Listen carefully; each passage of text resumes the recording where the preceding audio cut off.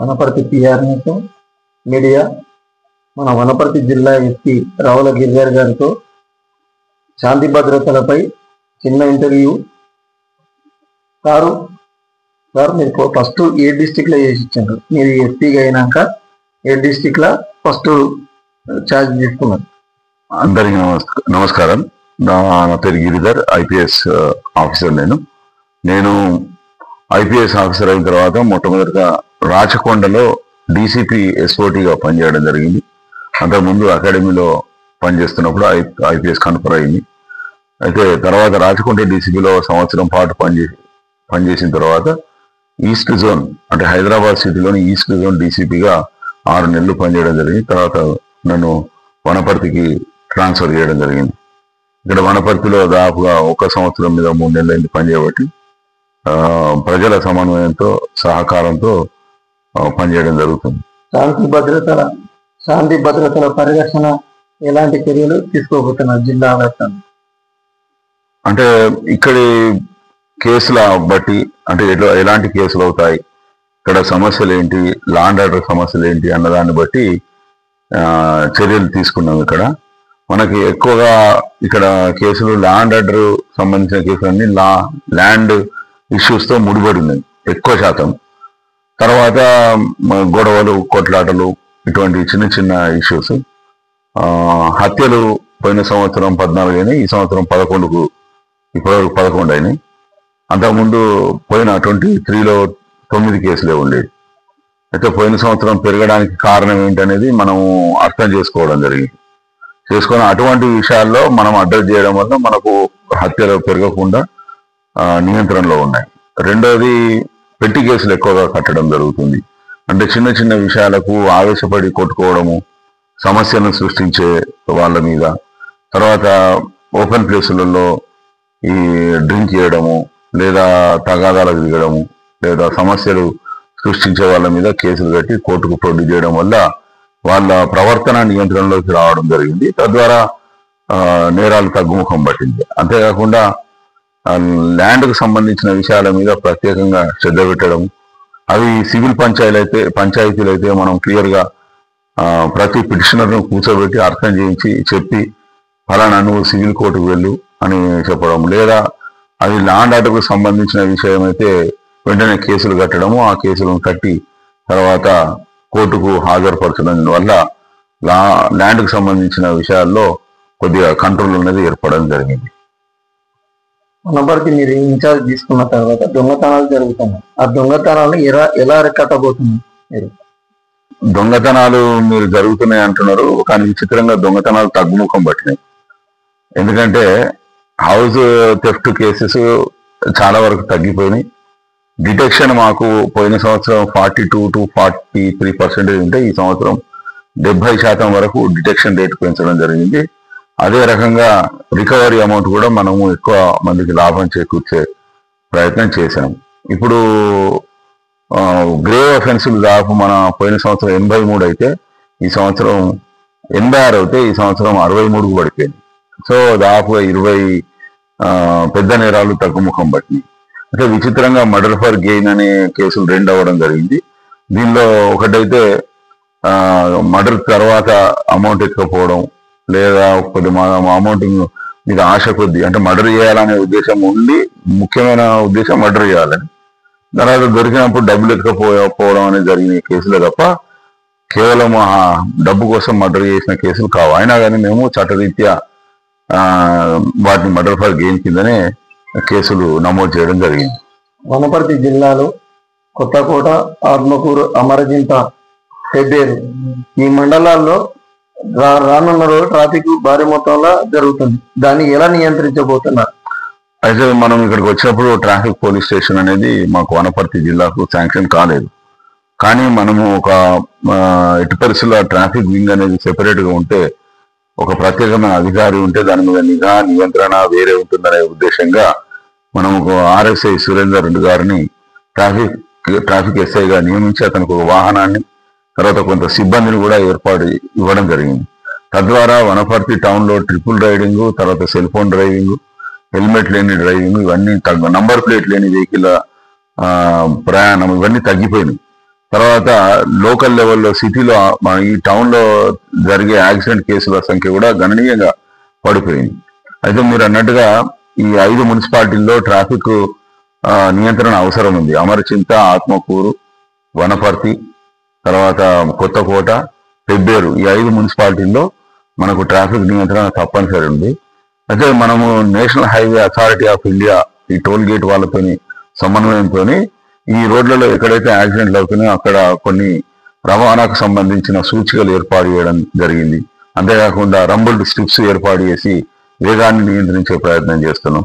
అంతేకాకుండా ఈ మన నాగవరం, రాజాపేట ప్రాంతంలో బొలార్డ్స్ అంటే ఈ ట్రాఫిక్ మధ్యలో డివైడ్ చేసేందుకు చిన్న చిన్న స్తంభాలు లాంటివి కూడా ఫైబర్ తయారు చేసిన వాటిని ఫిక్సప్ చేయడం జరిగింది.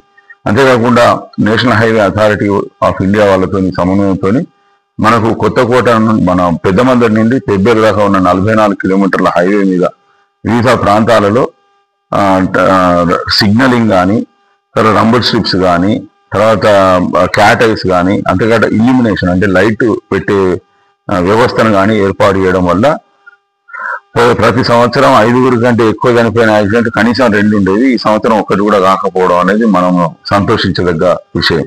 అంతేకాకుండా హైవే మీద యాక్సిడెంట్లు గణనీయంగా తగ్గినాయి. కానీ ఈ ఎక్కడైతే R&B రోడ్స్ లో ఉన్న దగ్గర వీళ్ళు డ్రంక్ అండ్ డ్రైవ్ అంటే తాగి రవాణా బండ్లు నడిపి అత్యంత వేగంగా పోయి చనిపోయిన వాళ్ళే ఉన్నారు. ఫర్ ఎగ్జాంపుల్ చిట్యాలలో 2 యువకులు తాగి వేగంగా బండి తీసుకెళ్లి లారీకి గుద్దుకొని చనిపోవడం, పామిరెడ్డిపల్లిలో 2 యువకులు చనిపోవడం, శ్రీరంగపూర్లో ఒక యువకుడు చనిపోవడం. ఇట్లా వీటి గురించి కూడా మనము చాలా కష్టపడుతున్నాం. ప్రతి కాలేజీకి వెళ్తున్నాము, వాళ్ళలో అవేర్నెస్ ప్రోగ్రామ్స్ పెట్టడము, ట్రాఫిక్ నియంత్రణ ఎట్లా చేసుకోవాలి, ట్రాఫిక్ మన వేగాన్ని ఎట్లా నియంత్రించాలి, ఎందుకు నియంత్రించాలి, అసలు రోడ్ అంటే ఏంటి, రోడ్లో పార్ట్స్ ఏముంటాయి, పార్కింగ్ చేస్తే ఎక్కడ వేయాలి, స్పీడ్గా వెళ్తే ఎక్కడ ఏ రోడ్ మీద వెళ్ళాలి, డివైడర్ దగ్గర ఎట్లా ప్రవర్తించాలి, మీడియన్ గ్యాప్స్ దగ్గర ఎట్లా ఉండాలి, ఇట్లా ప్రతి ఒక్క విషయం మీద అవగాహన తేవడానికి కృషి చేస్తున్నాం మేము. మా ఎస్ఐఎస్, కానిస్టేబుల్ ఆఫీసర్స్ కానీ ఇతర ఏఎస్ఐ, హెడ్ కానిస్టేబుల్ కూడా వాళ్ళు కూడా అవేర్నెస్ లో భాగస్వామ్యం చేస్తున్నారు.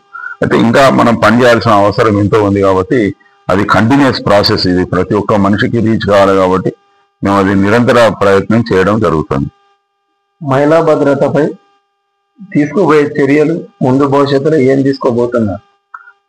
ఇది ఒకటి మహిళా భద్రత గురించి రాష్ట్ర ప్రభుత్వం, తెలంగాణ ప్రభుత్వం చాలా కీలకంగా వ్యవహరిస్తున్నది, శ్రద్ధ పెట్టి పనిచేస్తున్నది.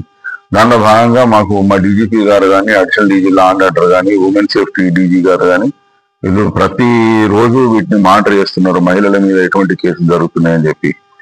దీనికి ఆల్రెడీ మీకు తెలిసిన విషయమే, షీ టీమ్స్ ఒకటి, భరోసా సెంటర్ ఒకటి, ఇటువంటి అన్ని మన జిల్లాలో కూడా ఉన్నాయి.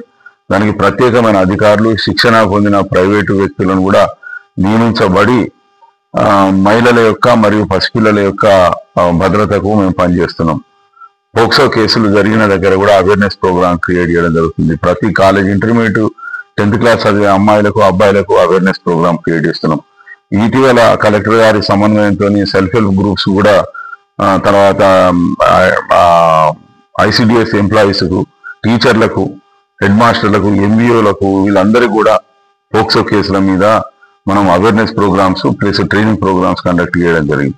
ఇంకా మేము చొచ్చుకుపోవడానికి ప్రయత్నం చేస్తున్నాం ప్రజల్లోకి. మా ఎస్ఐలు వారంలో కనీసం 3 నుండి 4 మన గ్రామాలకు వెళ్ళి అక్కడ ప్రజలందరినీ గ్యాదర్ చేసుకొని షీ టీమ్స్ మీద, పోక్సో కేసుల మీద, గుడ్ టచ్, బ్యాడ్ టచ్ మీద, ఇతరత్ర సైబర్ క్రైమ్ కేసులు కానీ, దొంగతనాల మీద ఇటువంటివి అన్ని చేస్తున్నాం. అంతేకాకుండా నేను ఇక్కడికి వచ్చిన తర్వాత మా టీం ద్వారా చేసిన, మా టీం అందరం కలగలిసి చేస్తున్నాం, కలిసికట్టుగా చేస్తున్నాం. మేజర్గా మేము చేసిన అచీవ్మెంట్స్ ఏంటంటే, ఫస్ట్ గ్రేవ్ కేసెస్ తగ్గుముఖం పట్టినాయి, అది చాలా సంతోషించదగ్గ విషయం. మర్డర్ కేసులు నియంత్రణలోకి వచ్చినాయి, అది ఒక సంతోషించదగ్గ విషయం. ట్రాఫిక్ కంట్రోల్ చేస్తున్నాము, ప్రజలతో సహాయ సహకారాలతో పనిచేస్తున్నాం. అంతేకాకుండా టెంపుల్స్, మాస్కులు, చర్చిలు అంటే మతాలకు అతీతంగా ఎక్కడైతే ఈ మందిరాలు, ఆలయాలు, తర్వాత చర్చెస్, తర్వాత మసీదులు ఉన్నాయో వాటికి సెంట్రల్ లాకింగ్ సిస్టమ్ ఏర్పాటు చేశాం. ఇది ఒక దాదాపు 400 పైన టెంపుల్స్ కు, దాదాపు 50-60 మసీదులకు, 15 నుండి 20 చర్చెస్ అన్నిటికీ లాక్స్, సెంట్రల్ లాకింగ్ సిస్టమ్ పెట్టడం వల్ల అట్లా దొంగతనాలకు అవకాశం లేకుండా ఫస్ట్ వాటిని ప్రొటెక్ట్ చేసుకోవడం జరిగింది. రెండవ విషయం ఏంటంటే, మనము ఇక్కడ వివిధ ప్రాంతాల్లో ఈ దున్నపోతులను బలిచ్చే ఆచారం ఒకటి చట్ట వ్యతిరేకమైన ఆచారం, దురాచారం ఉంటే వాటిని పూర్తిగా నియంత్రించడం జరిగింది. దీనికి ప్రజల సహకారం కూడా ఎంతో ఉంది.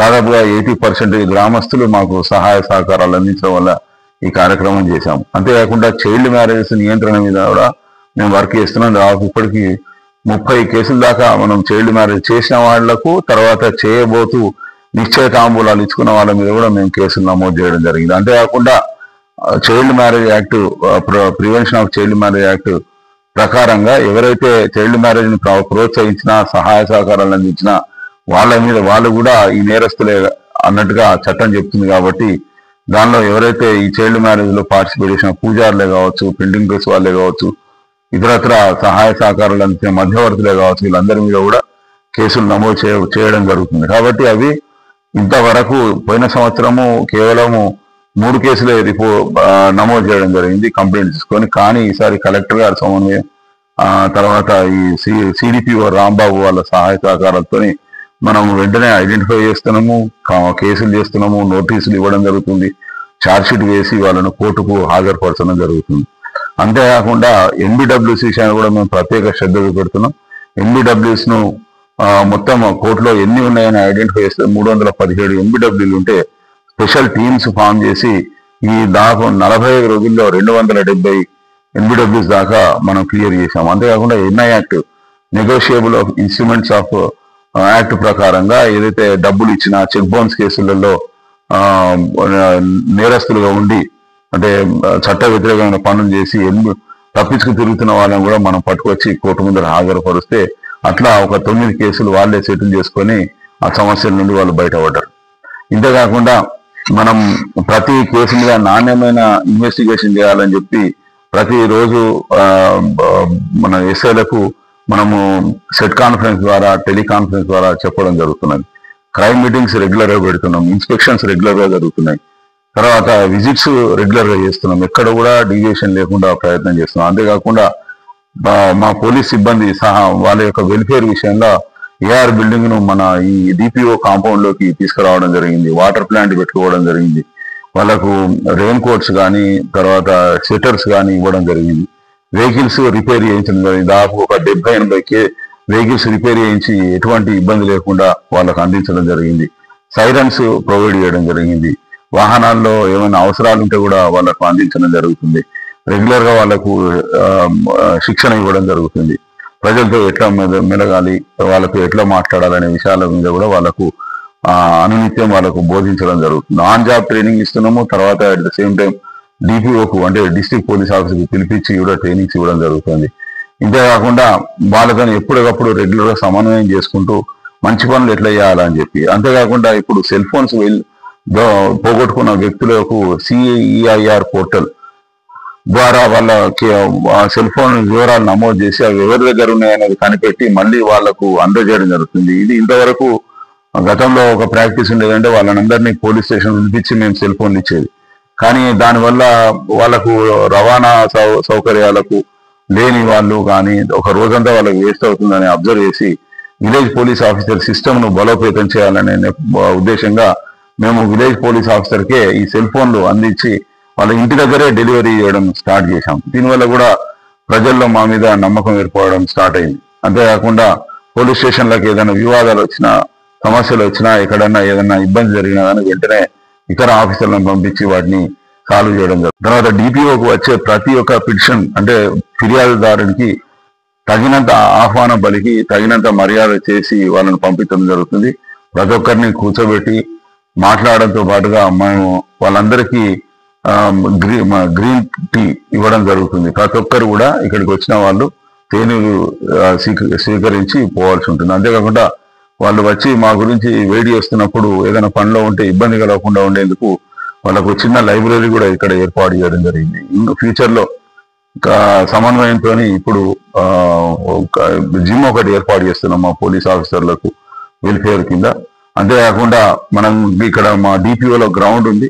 ఆ గ్రౌండ్ ని డెవలప్ చేస్తూ దాన్ని చదువు చేసి బయట క్రికెట్ అసోసియేషన్ వాళ్ళకు కూడా తర్వాత డాక్టర్స్కి కానీ, అడ్వకేట్లకి కానీ, రిపోర్టర్లకి కానీ వాళ్ళకు సంపూర్ణంగా అవకాశం ఇచ్చి ఇక్కడ ఆడుకునే విధంగా మేము ఏర్పాటు చేయడం జరిగింది. అట్లా ఈ విధంగా ఇటు పొలిటికల్ లీడర్స్తో కూడా మేము మంచి చక్కని సమన్వయంతో పనిచేస్తున్నాం. ఎక్కడ కూడా ఏం అరమరికలు లేకుండా, ఇబ్బందులు లేకుండా వనపర్తి ప్రజలకు సంపూర్ణంగా సేవలు అందించేందుకు శాయశక్తిలో మేము ప్రయత్నం చేస్తున్నాం. అయితే దీనిలో మేము దాదాపుగా సఫలమైనట్టే అనిపిస్తుంది. ఎందుకంటే ప్రజలు కూడా మాకు అదే రకంగా సహాయ సహకారాలు ఇస్తున్నారు. మా కష్టంలో వాళ్ళు భాగస్వాములు అవుతున్నారు. ఇదే మాకు చక్కని పోలీసింగ్ మార్గదర్శకంగా అనిపిస్తుంది. అందుకు ఈ వనపర్తి ప్రజలకు, దీనిలో ప్రముఖులకు, తర్వాత రిపోర్టర్లకు, డాక్టర్లకు, ఇంజనీర్లకు, ఇతర అసోసియేషన్లకు అందరికి కూడా మేము మనస్ఫూర్తిగా కృతజ్ఞతలు తెలియజేస్తున్నాం. Thank you so much sir. Wanaparthy జిల్లా ప్రజలకు పదార్థాలు వనపర్తిలో జరిగే గంజాయి ద్వారా సారు మనకు దాని వివరణ ఇస్తారు. ఫ్యూచర్ పిల్లల భవిష్యత్తు ఏందనేది సార్ తోటి మనం అమూల్యమైన విషయాన్ని తెలుసుకున్నాం.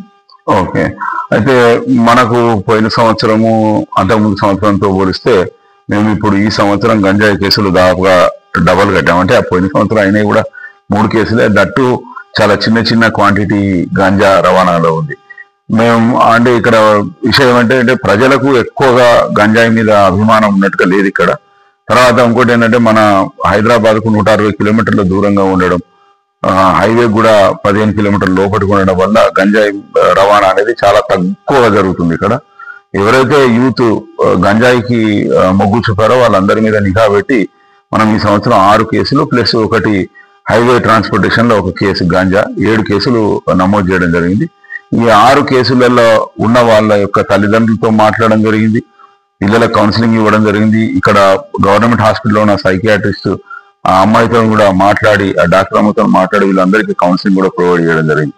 వీళ్ళ మీద ప్రత్యేక శ్రద్ధ పెడుతున్నాం. అంతేకాకుండా ఈ గంజాయి గురించి, మత్తు పదార్థాల గురించి మన టీమ్స్, నేను ప్రత్యేకంగా ప్రతి కాలేజీకి, ప్రతి స్కూల్కి వెళ్ళడానికి ప్రయత్నం వెళ్తున్నాము. ఇటు జేఎన్టీయూ కానీ, డిగ్రీ కాలేజ్ కానీ, పాలిటెక్నిక్ కాలేజ్ కానీ, స్కూల్స్ కానీ అన్ని కాలేజీలతోని మాకు ఒక సమన్వయం ఏర్పడింది. ప్రతి ప్రజ కూడా మమ్మల్ని గుర్తుపెట్టేటట్టుగా మేము వాళ్ళ లోపలికి వెళ్ళి గాంజా గురించి కానీ, ఇతర నేరాల గురించి కానీ ఎక్స్ప్లెయిన్ చేస్తాం. అంతేకాకుండా పర్సనాలిటీ డెవలప్మెంట్ గురించి, వాళ్ళ యొక్క లక్ష్యాల గురించి, ఏ రకంగా పోరాడితే వాళ్ళు సక్సెస్ అవుతారనే విషయాల గురించి కూడా చెప్పడం జరుగుతుంది.